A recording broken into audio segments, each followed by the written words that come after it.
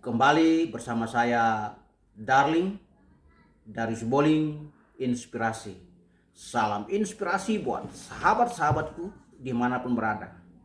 Pada kesempatan yang berbahagia ini saya mau menyampaikan topik yaitu etika bertamu di rumah orang lain.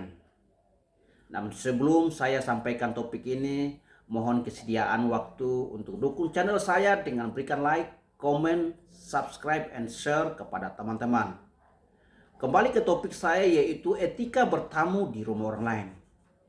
Kita sebagai manusia dalam kehidupan tidak terlepas dari orang lain. Selain keluarga, kita juga butuh orang lain.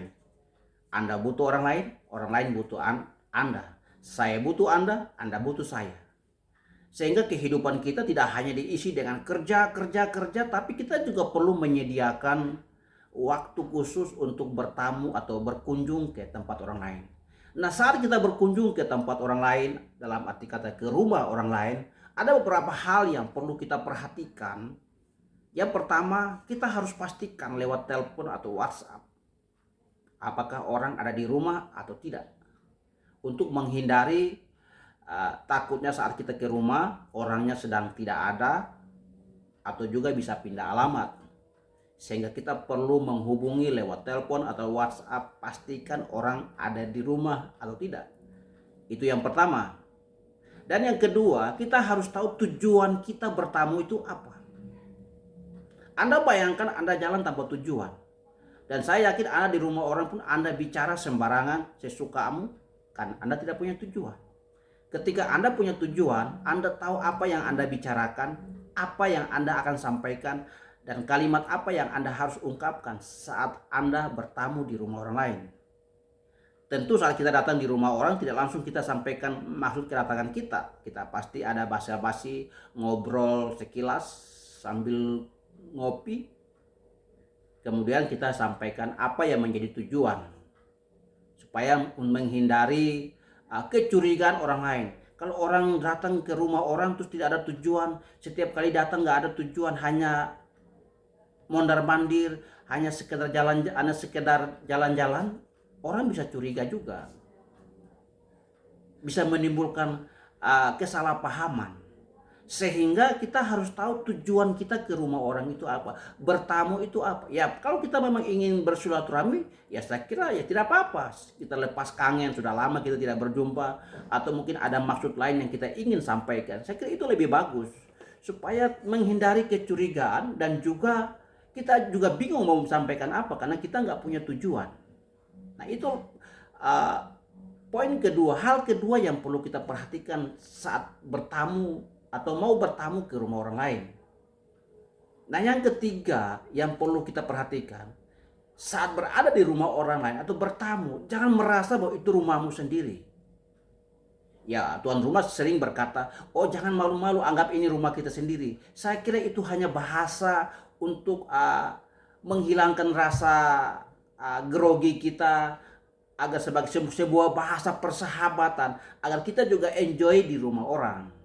Tapi jangan memanfaatkan momen itu kita sesuka-suka kita di rumah orang, masuk ke kamar orang, ke kamar mandi bolak-balik, ke dapur pegang ini pegang itu. Saya kira itu tidak penting. Kita ke kamar mandi ya saya kira tidak apa-apa, kalau memang kita pingin buang air.